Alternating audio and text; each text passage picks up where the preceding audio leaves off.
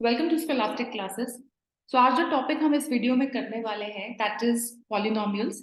और पॉलिनोमियल्स में हम सीखेंगे कि हमें फैक्टराइज अगर करना हो किसी क्वाड्रेटिक एक्सप्रेशन को, सो हम उसको स्प्लिटिंग मिडिल टर्म का मेथड यूज करके कैसे फैक्टराइज कर सकते हैं। सो हमारा फोकस जो है वो स्प्लिटिंग मिडिल टर्म मेथड में रहेगा इस वीडियो में।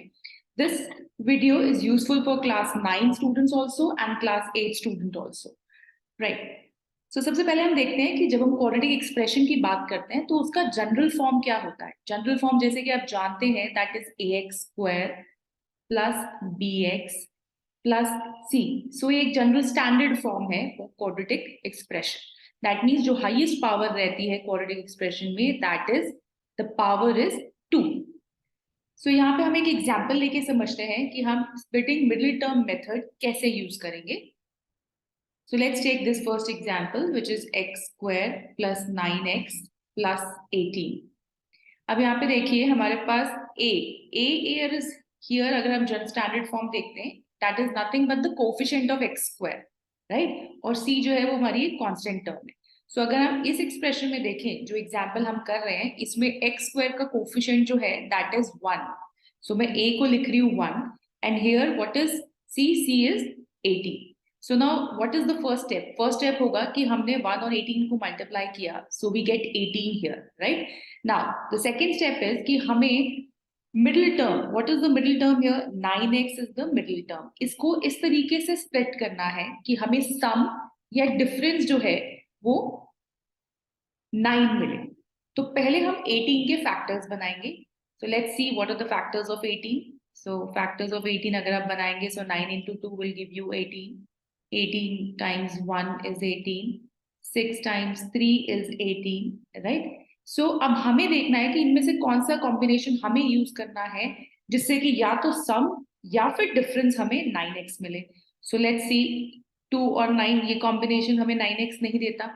18 और 1 ये कॉम्बिनेशन का सम भी हमें 9x नहीं दे रहा। लेकिन 6 और 3 when you add 6 and 3 you will get 9, right. So अब हम 9x को स्प्लिट करेंगे और कैसे लिखेंगे अब 9x को? we'll write 9x as 6x plus 3x, correct?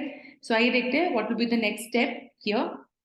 So I'm erasing this and we'll write it in the standard form.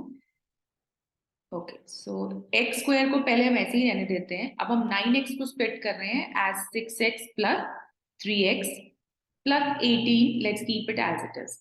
Now what will be the second step here? Second step is आप इन दोनों terms को लीजिए और देखिए कि common क्या है। Common है x। सो अगर हमने x कॉमन ले लिया सो x स्क्वायर यहाँ बच गया हमारे पास x plus 6 plus now let's take these two terms। इनमें कॉमन क्या है? कॉमन है 3। what is left inside the bracket? that is x plus 6। so जब आप फैक्टराइज कर रहे हैं one way to check is कि जो ब्रैकेट्स के अंदर आपको मिल रहा है that is same, इधर भी x plus 6 है और इधर भी x plus 6 है, right? So one of the factors is x plus 6 and the other factor is x plus 3, right? So x plus 6 and x plus 3 जो है ये आपका आंसर हो गया, right? So these are the factors for this expression x square plus 9x plus 18। आइए एक और example लेते हैं और इसको और अच्छे से समझते हैं।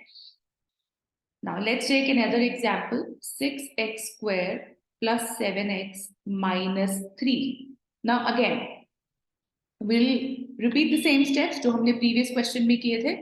यहाँ पे हमने देखा we'll multiply 6 and 3, right? So when you are multiplying 6 and 3, you will get 18। So हमें 18 के factors बनाने हैं। 18 के factors हमने already इस question में बनाए हुए हैं, we'll take that। और हमें यहाँ पे What is the middle term? Middle term is 7x। तो हमें देखना है कि कौन सा कॉम्बिनेशन हमें 7x देगा, या तो एडिशन करने से या फिर हमें सब्ट्रैक्ट करने से 7x मिले। Now let's see here 2 and 9। Let's check this combination। So 9 minus 2 will give you 7। So that means हम 7x को split कर सकते हैं using 9x and 2x। Okay, now let's see इसको कैसे split करेंगे। First term हमने as it is लिख दिया 6x square। Now 7x को let's write it as we want plus 7x। ठीक है, सो मैं इधर आपको करके बता रही हूँ, हमें plus 7x चाहिए।